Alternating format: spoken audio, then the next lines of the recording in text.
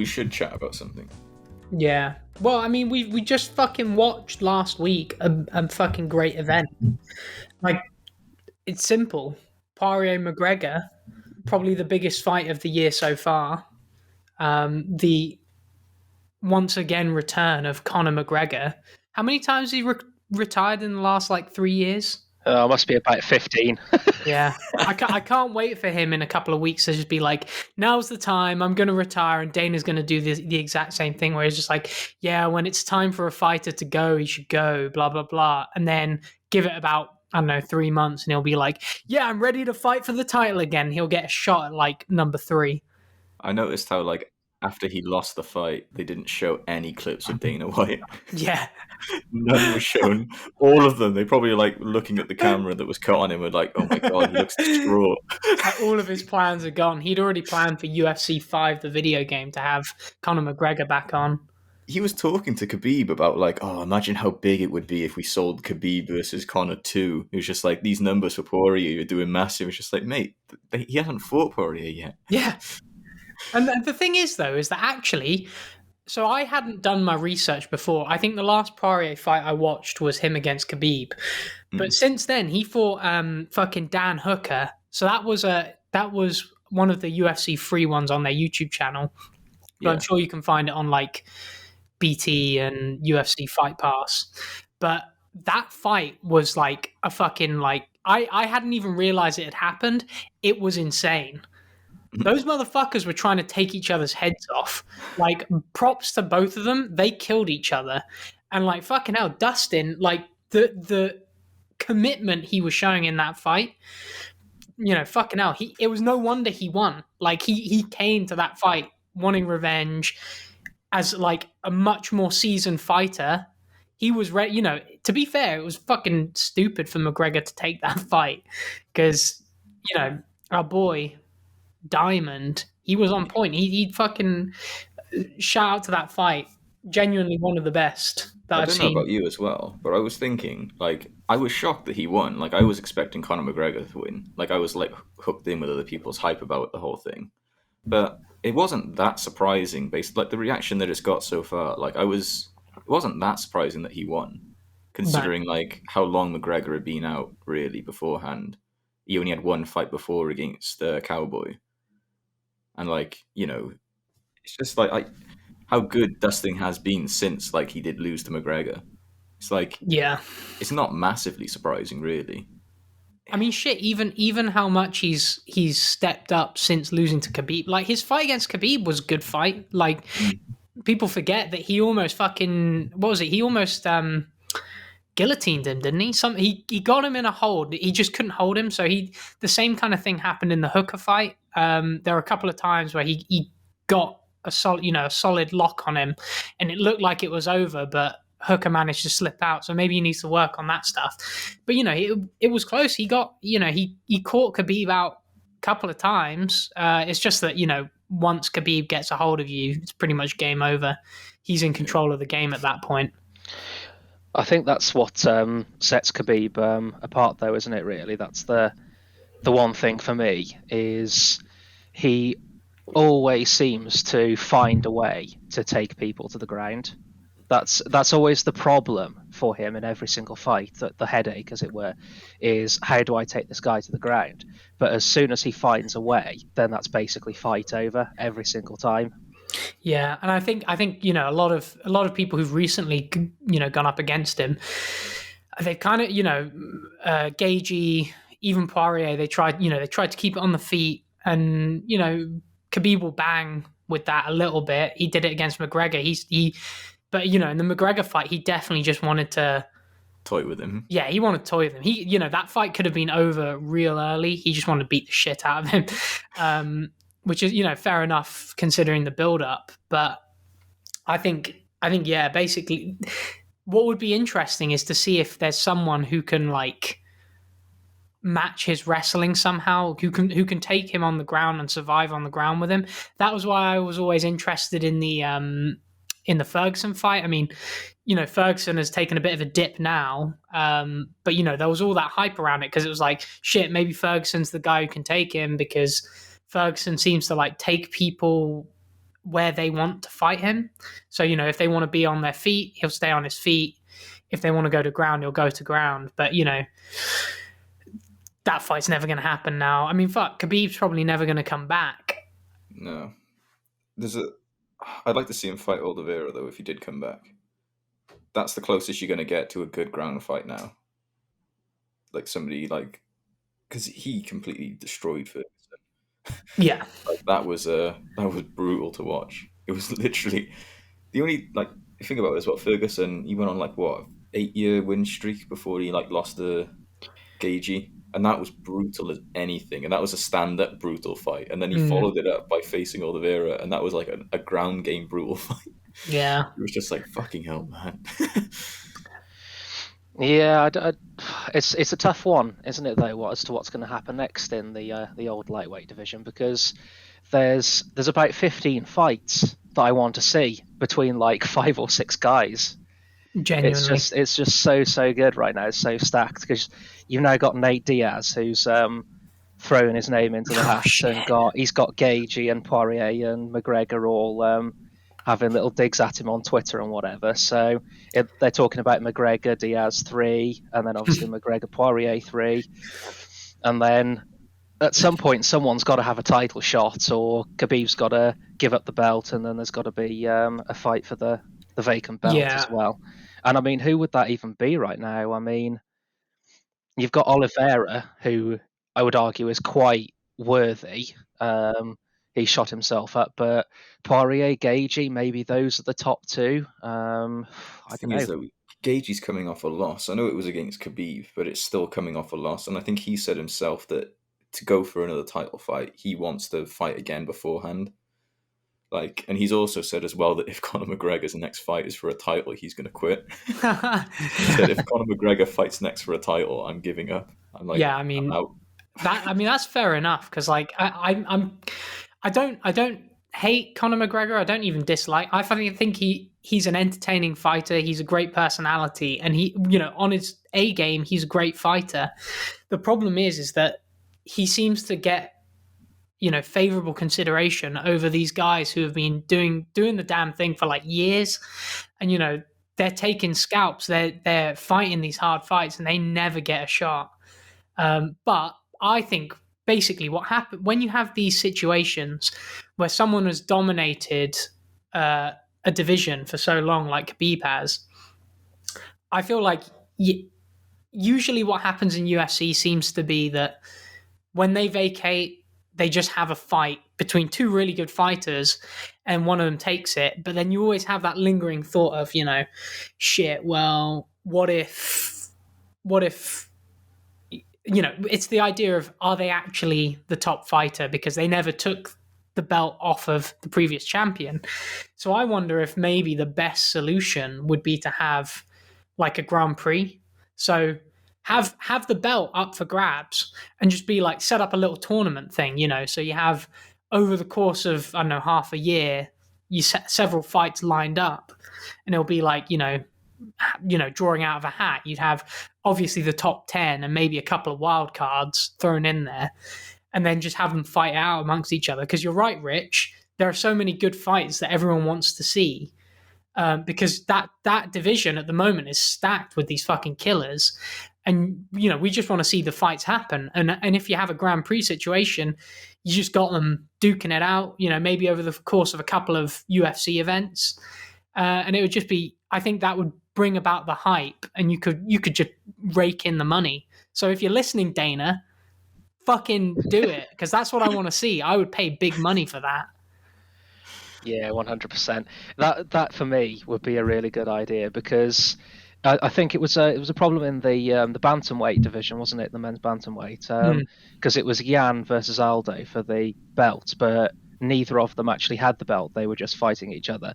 And I see that Jan's got a fight coming up soon, but there is definitely that lingering feeling of, well, is he the best? Who is the best?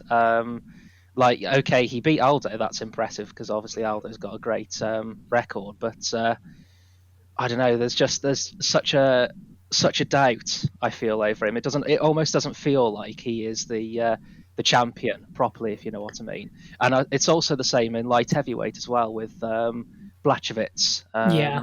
the Polish guy.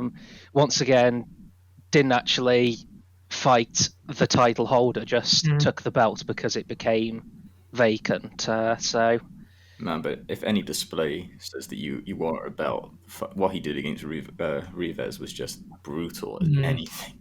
Like, that was such a fucking one-sided, like, he just destroyed him. I've never seen, like, the body kicks he was throwing against him.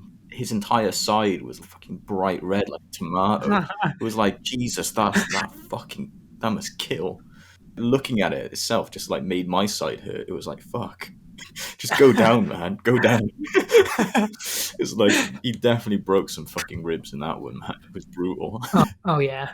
Well, I mean, Jan's a great fighter. I mean, I love him, but you are right, Rich. There is always that lingering feeling, and I almost wonder it seems to be a trend in the UFC where you kind of when the title becomes vacant, they just throw together a fight. And yes, it's two great fighters who are obviously in line to take on the challenge, to challenge for the belt next.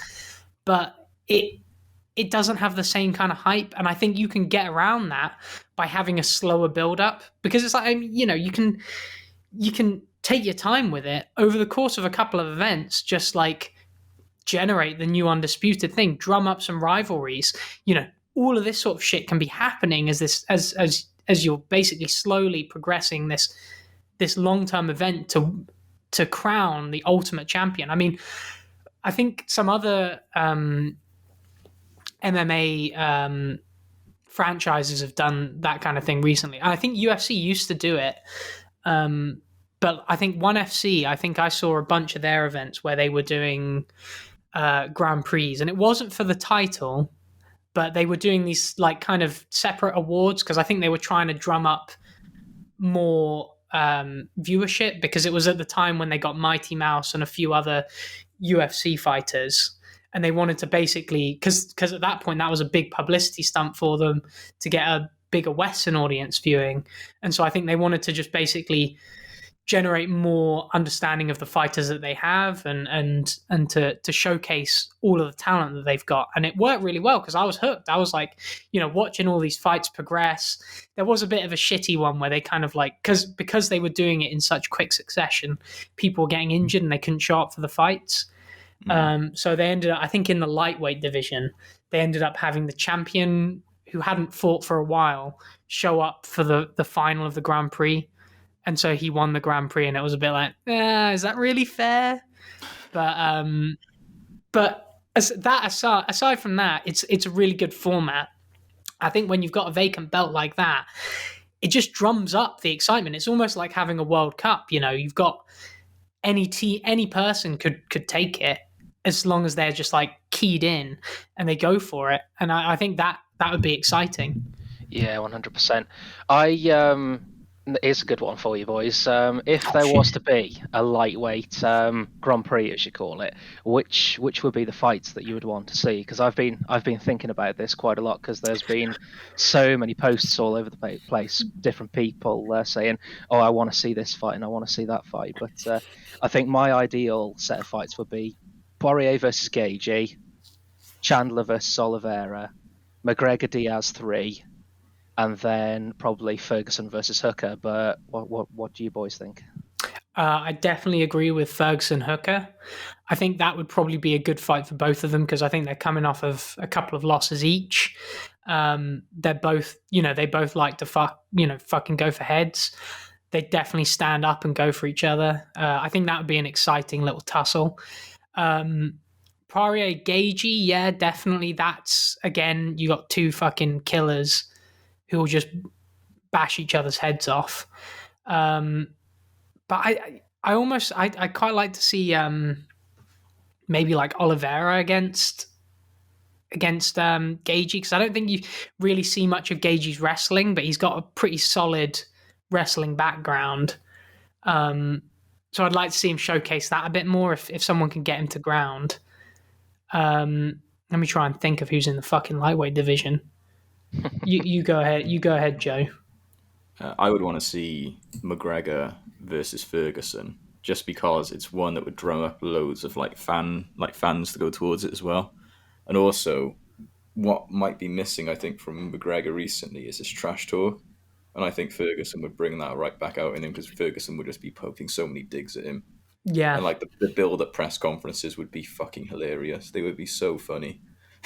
And when you're right, you're right. it's like, because Connor's like doing this whole thing where he seems to be a bit more committed now to UFC and a bit more committed rather than, going off and doing all the stupid shit that he was doing before and retiring all the time.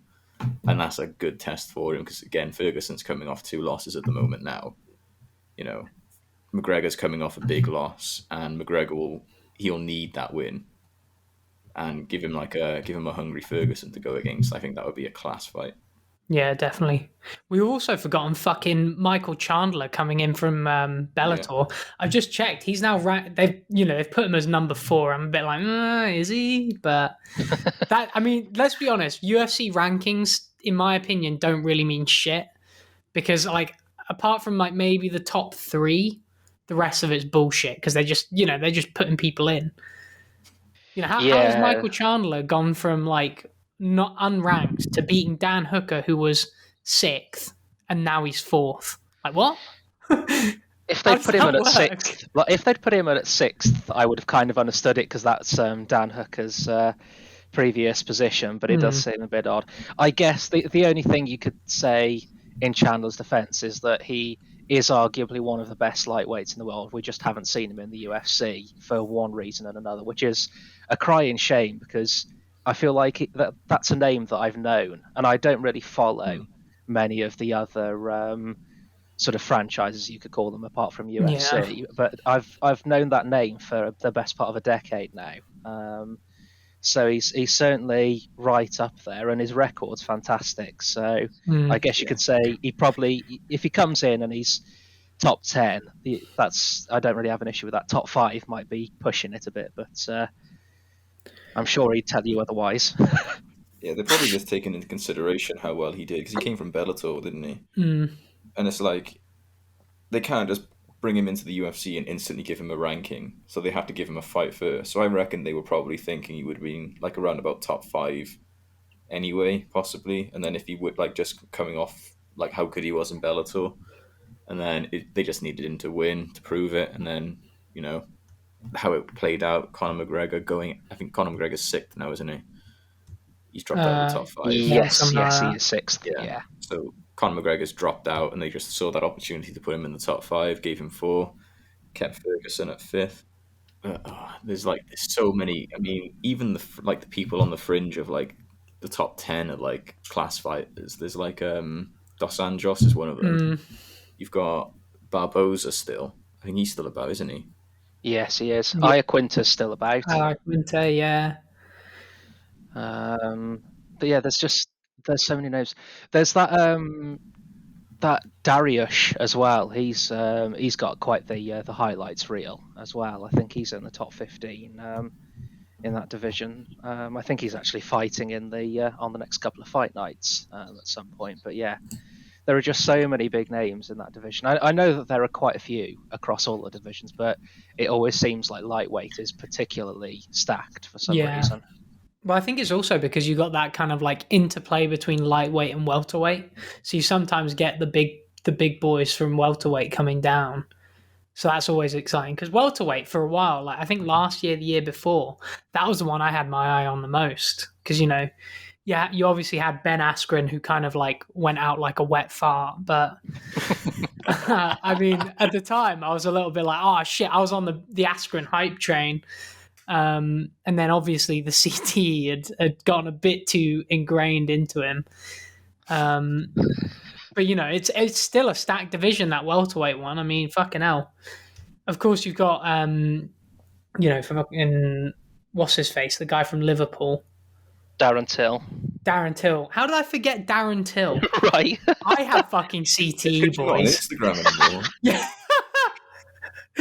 Yeah, Darren Till obviously he's moved up, but you still, you've still got fucking Masvidal, Colby Covington. He's still knocking around.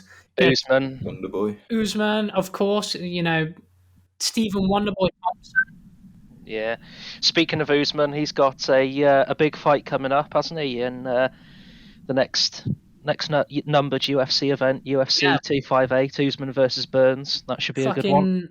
Fucking the March game is it March or February? I can't That remember. one's February, but then there's 259 and 260 are both in March, and they are both absolutely stacked. Yeah. I think there's a crazy stat I saw, which is that of the 11 undisputed champions in the UFC, 7 of them will be fighting in the next 60 days. Shit. 2 of them will be facing each other, and the rest will be facing the number 1 or number 2 ranked challengers. See, that's what I want to see. This is why I fucking love MMA, because like in the UFC, you got the 2 best people in the one division, and within like 2 months, fucking Uncle Dana has made it happen. Fucking Daddy Dana. Jesus. Yeah, I mean, legit though. Daddy Dana. You're right. You're fucking right though. It's like the next 2 months we get fucking, it's bad for my bank account, but we've got some fucking great fights going on.